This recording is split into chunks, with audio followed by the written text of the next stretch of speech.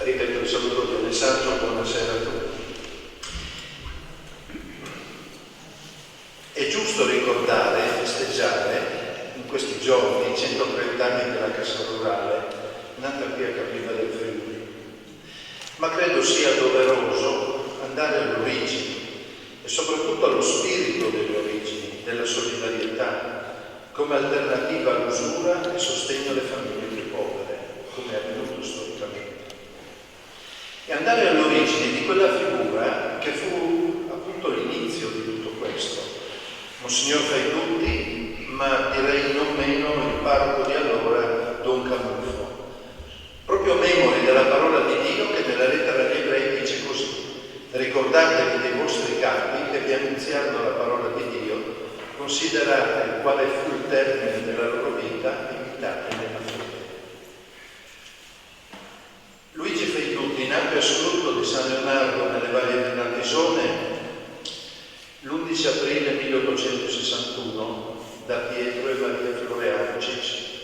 Stesso cognome dei miei cugini, ma sono un po' più in su di San Leonardo, ma non sono certamente suo parente.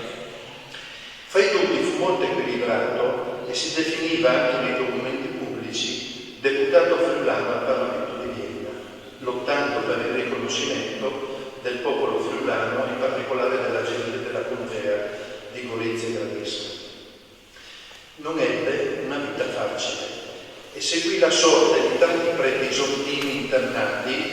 lui non fu internato ma concretamente, allontanati dalla sua terra, e morì infatti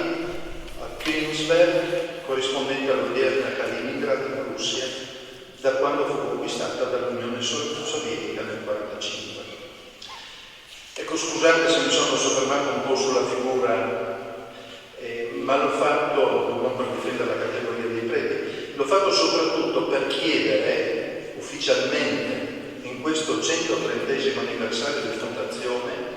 se anche Capriva non dovesse sentire un dovere morale, come fa Lucinico, di andare qualche volta a San Leonardo, io sono stato diverse volte, a ricordarlo e con una preghiera